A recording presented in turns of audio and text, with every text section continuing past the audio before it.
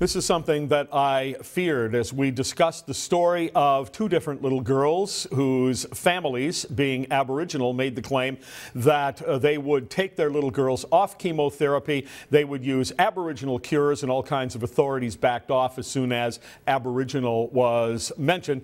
That one day I was going to have to come on and talk about at least one of these girls passing on. And sadly, little Michaela at the age of 11 has done so. Anthony Fury is here. I'm perfectly okay with it, Anthony. Well, let me give you an example. This past Saturday, very well known to people at least over 40, comedian and broadcaster and writer Don Herron passed away. He was 90 years old. He had decided to forego chemotherapy because at that age he thought, why bother? Why end like that? I get that. It's totally understandable and none of my business because it was his life. I think when it's a 10 or 11-year-old girl, it is the business of more than just the parents. Well, Jerry, I understand why people are having the conversation about this, why they feel there's a gray area. But look, I think what must be sacrosanct is the family and society. Too many people this day and age think that it's the role of the government to tell you how to raise your children, educate your children, basic things going on in your life. We've covered those stories on this network many times. But a basic minimum threshold of care that involves whether a child dies or doesn't die through using modern medicine, I think does fulfill that burden of state intervention in this case. And it's very upsetting. And I think you're right to say that that Aboriginal phrase, that was what did it here for the judge in this case. Well, in fact, it wasn't just the judge. It was also a statement made from somebody from Children's Services who had looked into this, who said he backed off because we can't interfere with Aboriginal culture.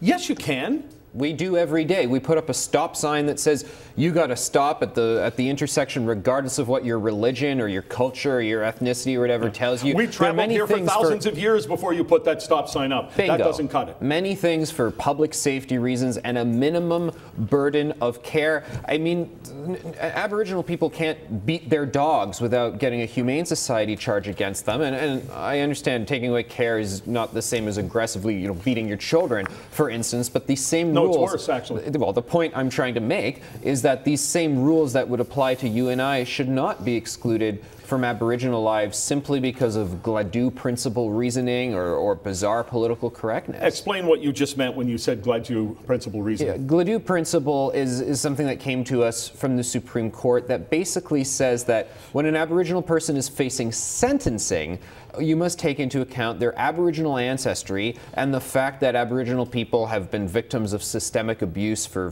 decades and generations, immaterial of whether that particular individual has been in residential schools or what have you. Now, that's sentencing in criminal courts, but that general idea that, oh, you're Aboriginal, all right, all the rules go out the window, that has permeated all the deliberative processes in Canada, and it's unfortunate because, Jerry, it makes second-class citizens of them. I want to read you a text I received this morning after discussing this early this morning on the radio. I received this from a friend talking about their own family experience, and I'm going to leave the names out, but here's what the mom in the family wrote. The story made me sick to my stomach.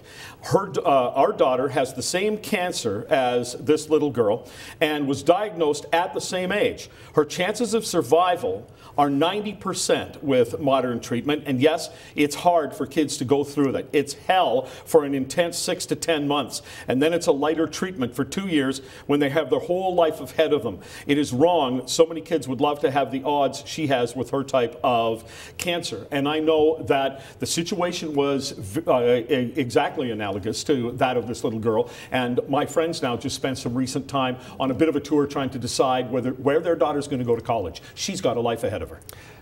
And you know, Jerry, this girl, Michaela, has gone to a United States sort of holistic medicine center. You read any bio of some 70s, 80s rock star actor, and you're going to see that they went through all these nutty, holistic, new age healing processes. It was a phase back in the day.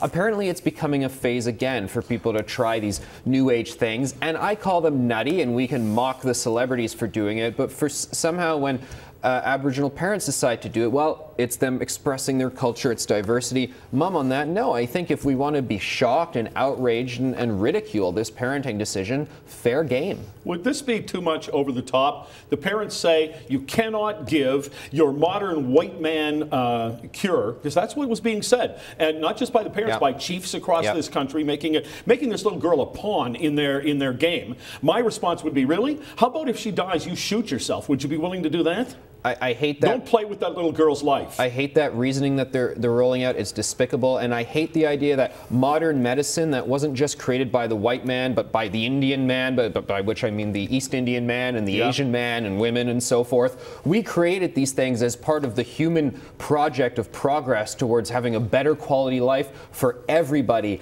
on the entire earth. And when Native people who are having these little fights about getting money from the federal government to preserve their culture, even though we all know they're just watching Netflix all day like the rest of us, roll this out as some sort of rationale for their children dying, shame on them. It's really embarrassing. Thanks very much. Thanks.